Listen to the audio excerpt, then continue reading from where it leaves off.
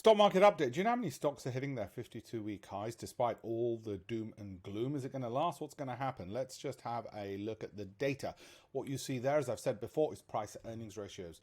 That's the multiple that you're having to pay in the share price for every dollar of profits those businesses make. So for every dollar of profit Amazon made, you're paying $112. Seems expensive? Yeah, you can compare it to other companies. That's why that ratio was invented, but it is a little bit simplistic. And yes, it shows banks and oil and gas are cheap, and we'll look at those in a second, and we'll look at other picks. Because you actually want to look at, well, what about how quickly that growth is increasing and the profits are increasing. So let's have a look at that as well. Before we do, just so you know, remember with all the stocks that I'm going to mention here, and I'm really going to focus on the bellwether stocks, the ones which set a sentiment, the important ones, the ones in the news. But when I go through this for people in my Great Investments program, we're going through 10,000 stocks, and we're going through all the factors which we know are important based on the work of Deutsche Bank and Goldman Sachs, such as the CROCI, cash return on capital invested, or based on my own criteria as well, which is based on the work of Nobel Prize winner Eugene Fama, Nobel Prize winner Daniel Kahneman. I've basically taken the best of what they had to teach, and Nobel Prize winner Richard Thaler. So anyway, that's what, so you just know what some of the pedigree is behind some of this and the provenance, as the posh people say. This is how the week went. It's not been too bad, okay, how performance has been. When you look at it, it's quite a lot of spattering of green, given that the market as a whole was considered overbought, overvalued, ready for a fall, and given people miserable gits like Michael Burry and Jeremy Grantham have said it's bound to fall and crash and we're all going to die, let alone the guy who wrote Rich Dad, Poor Dad, who said it last year. I think he says it every year as well. He's joined that stream. Well, it's not doing that, is it? Wait long enough. I'm sure if we wait 1,000 years, we will get the kind of crash and burn they're waiting for. But what's important is it's not happening at the moment. Microsoft, this is based on price earnings growth ratios now that we're looking at. Microsoft, Apple, and a lot of the others, again, overvaluation. So if you wanted an excuse to sell, so it's the share price compared to the rate at which profit's growing, you'd have that excuse. It's just that nobody seems to be taking that excuse at the moment to try and do it. Let's make myself a little bit smaller over here. And what you see here is markets year to date, nearly 40% on the NASDAQ. We were at its peak up 44%. That means some of my clients on the Great Investments program have doubled their size of their pension this year, because they've cherry-picked some of those stocks. Now, those who are a bit more risk-averse and a bit more broader-based, well, they'll be closer to the S&P 500, somewhere between 16 to 32% return so far. Year isn't over yet.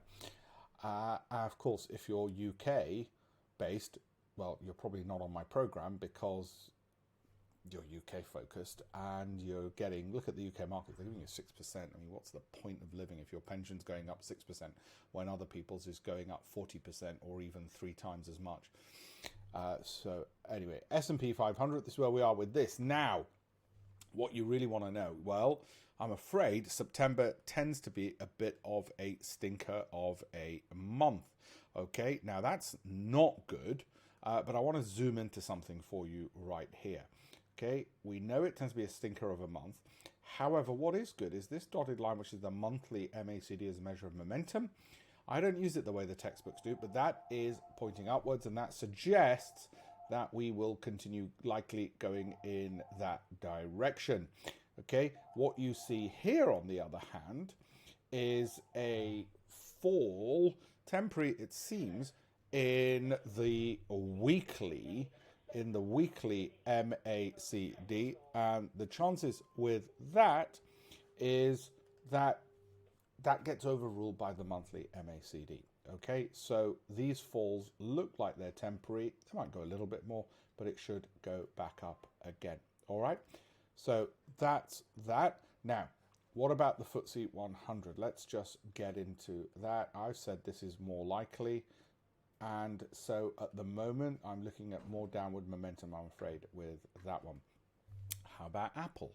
Now, again, one of the core stocks for clients. However, the issue really for those clients is, well, what now?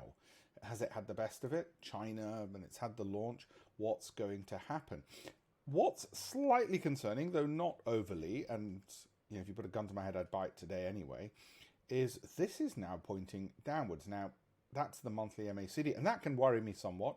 It worries me less because it's not gone below its yellow moving average, which is an important measurement of how significant the falls are in future direction. So don't be surprised if with Apple, you don't get that support at the levels holding around there, but instead actually end up getting a fall lower. Okay, so don't be surprised if that happens. I'm not saying it's going to fall this far to those levels. What I'm saying is I would hold it, which I already do for now. Okay, might even buy more, and those, if I didn't own it, I would be looking to buy more, right? Not necessarily today. I'd rather pound cost average, dollar cost averaging if it was today. But if somebody put a gun to my head and said, you've got to make a decision in or out today, I'd say, well, in. Okay, so that gives you some idea. So let's now move to and you'll see this for the other stocks as well. All right, what does that mean? That means if the current price reached the average of what the analysts believe it could reach, then that's the return you'd get. I don't pay any attention to it. I've just put it there because it's a nice, pretty picture with lots of colors. No, that's not the real reason. I don't pay any attention to it, but I think it just gives you some extra piece of data. Okay. Alphabet, it's on a rip still. You can see what the banks think over here, and you can see what the monthly performance is over there. That's likely to continue upwards. I've got no problems having it. And I think I might have bought some more today, actually. There was a lot of activity going on, so I'll have to check with the team. But I think, just assume I bought more today. Microsoft, I didn't buy more today, but I did have a problem with it, and certainly continue holding it. Put a gun to my head, I'd buy more today. But otherwise, I would pound dollar cost average because that weekly MACD is falling, so I might get a slightly better price if I sort of don't put the full position size in today.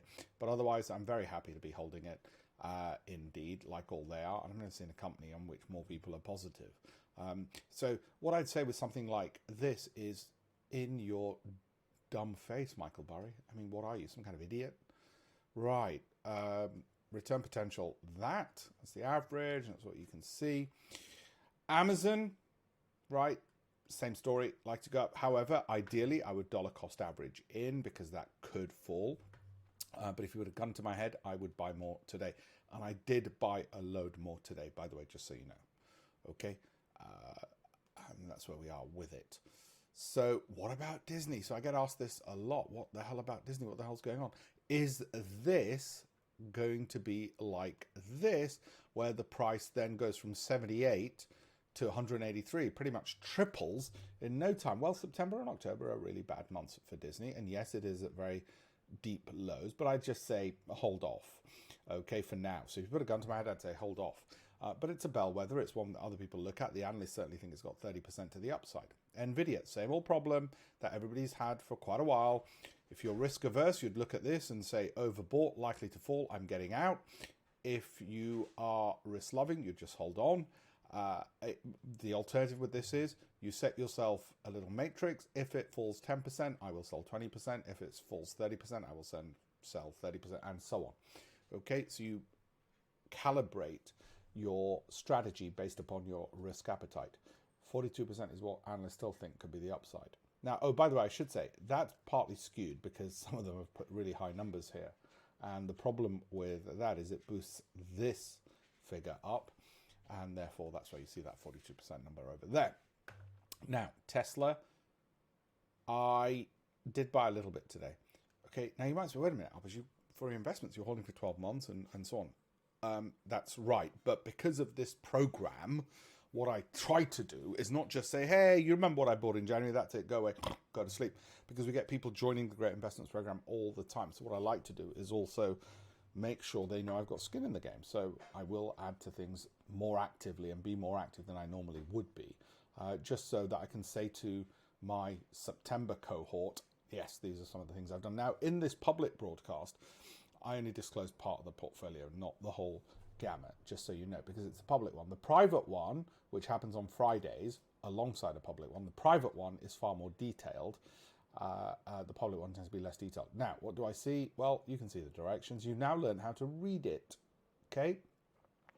Meta. Ooh, now, Could that go this way? Because this is worrying. That is the weekly chart. Looks like it's going to go lower. Therefore, this could go lower. However, at the moment, it's well above the moving average of itself, the yellow dotted line. Therefore, let's just stick with it for now, especially because the price direction's in that. But you know September's going to be bad, and this thing's going to scare you. It's probably going to end up September closer to here. Okay. But for now, we continue holding it. ServiceNow, as you know, I like very much. And it looks like with that pattern, we're probably going to get a sideways to lower. And you transpose that on the price and you get it's going to do this to this for the coming, let's just evaluate it again. That's why we do it on Friday and then again next Wednesday and so on. But for the moment, certainly holding. And if you put a gun to my head, I'd buy. But I'd really like to dollar cost average or wait and see. Now, that is that direction. Another good one I have. I'll probably pull back to this support before continuing upwards with this one. So very happy with Cisco as things stand.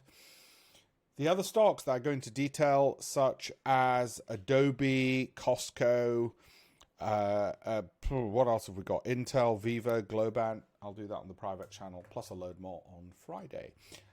Have a look, if you haven't already, at my campaign for $1 million. Thank you all very much. It's got lots of vital resources and certainly how to make more money investing.